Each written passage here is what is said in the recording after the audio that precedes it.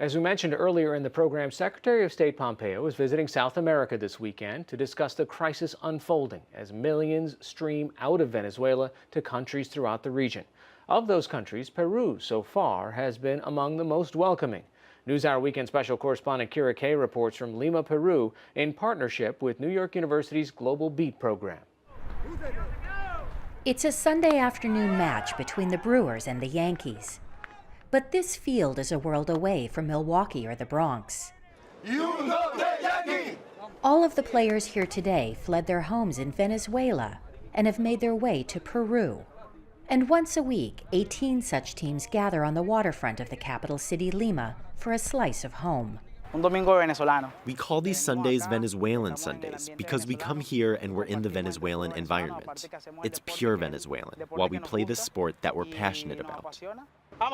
Freddy De Freitas fled Venezuela 2 years ago after the country's economic crisis and hyperinflation made it hard to get food and medicine. Plus, he and his family faced added pressure. His wife was pregnant. We were having trouble getting her checkups, so I spent 5 days on a bus crossing the borders of Colombia and Ecuador to get here. Once I got here, I earned enough money to buy her a plane ticket and bring her from Caracas to join me here in Lima. De Freitas and his teammates are among an estimated 1 million Venezuelans to flee to Peru, the great majority in the last 2 years. Most first go to Colombia, then down to Ecuador, and finally cross the border into Peru. These men are lucky because they arrived before the end of 2018 and were able to qualify for an entry document created specifically for Venezuelans known as a Temporary Permit of Residence, or PTP. This visa allowed those who made it in time to stay and work in the country for a year and can be renewed when the year is up. The PTP has been a lifeline because it allows them to work. Tornero mecánico. Electromecánico. Costurero. Taxista. ¿Tú qué haces? Vendedor de motos. Today, the Venezuelan migration crisis is the second largest in the world, with nearly 3.5 million people having fled the country. But there are no refugee camps in Peru, just a series of small temporary shelters. Most migrants have blended into Lima's poorer neighborhoods. On the streets, there are signs if you know where to look. Venezuelan flags have popped up outside barbershops, restaurants, and other businesses. Venezuelans staff stalls in Lima's marketplaces and sell their goods up and down the crowded aisles. In practical terms, we're talking about 1 million Venezuelans in a country that only has 30 million inhabitants. So that's a huge number. Professor Felina Fryer researches Venezuelan migration. And Peru is nevertheless implementing a policy of open doors in practice. So no one is being turned away at the border. In 2018 alone, Peru received 500,000 Venezuelans. Peru's Department of Migration has been processing a constant inflow of arrivals, says its director, Roxana de Aguila. Since May, we have worked 24 hours a day here in this center, and we could attend to more or less 5,000 Venezuelans that arrived each 24 hours every day. Because of the lack of food and medicine in Venezuela, many arrive in Peru malnourished and in need of medical care. So they get a health check and, if necessary, vaccines. For us, it has been a challenge, but we have been able to receive children in great quantity. Children with malnutrition, women that are seen with exhaustion, fatigue, a very difficult situation. Of course, there is a big impact on society. However, we are convinced that the arrival of Venezuelan citizens here can also contribute to the development of our country. The Migration Office has been tasked with issuing the coveted PTP work permits. Venezuelans like Marilyth Holmquist and her husband Carlos Garcia have been able to renew their PTP and work in Peru for 2 years. They came today with her mother and their 2-year-old daughter to investigate options for staying even longer. Right now, we're waiting for a bit more certainty in our lives before we start to make decisions about the future, if we are going to stay here or have to go somewhere else. Holmquist, who has a PhD in chemistry, was fortunate to land a teaching job. But for her husband Carlos, it's been harder. He had a profitable business selling electronics, but now sells empanadas that he makes at home. I've never cooked or made anything in my life before now, and every day takes a lot. Making the dough so early, going out to sell, coming back, making more.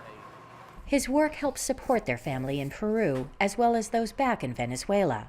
Still, it's a major lifestyle change. Before, there was more money, and you could buy a car or a computer or clothes. But now, we do not have a good life, and we'd like to be more secure economically.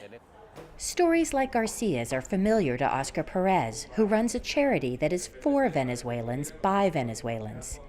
He has found that many Venezuelans in Peru are highly skilled, and he is working with the government to try to match them with better jobs. For every 10 Venezuelans that arrive in Peru, 6 or 7 are university-trained professionals that in this moment are working as waiters or security guards or drivers or are selling candy in the streets. The only thing we want is not gifts, not handouts. What we want is opportunity. Opportunity to demonstrate that we can move forward and we can contribute a great deal. But that might all be about to change. With the flow of Venezuelans unending and worries about pressure on state services, Peru has stopped accepting the PTP applications that have allowed so many to stay and work in the country.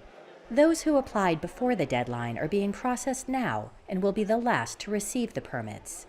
New arrivals get short-term tourist visas, so if they want to stay more than a few months and work, they must formally apply for asylum as refugees. Peru has a relatively generous definition of who qualifies for refugee status. It includes people whose security has been threatened by, quote, circumstances that have disturbed public order. But the process is moving slowly, according to Fryer. The Venezuelan asylum claims don't have priority right now, so they're basically not being decided. Why is that?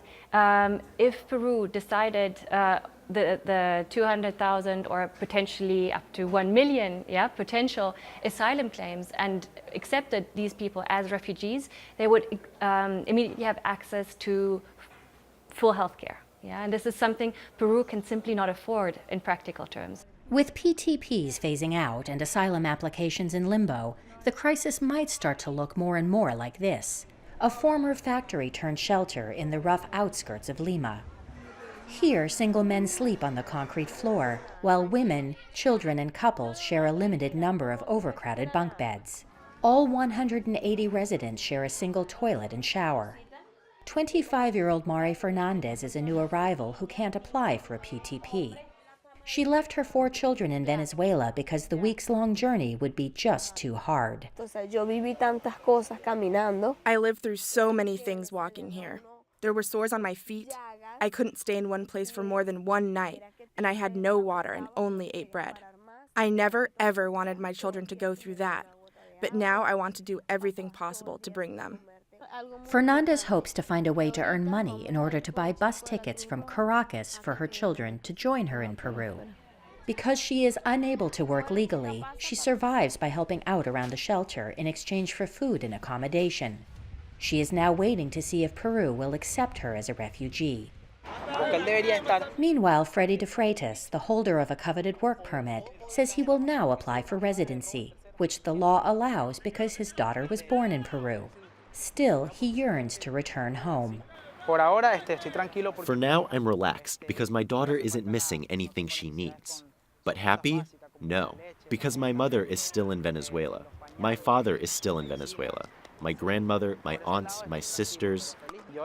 I want to be back in my own country, making my future in my own country.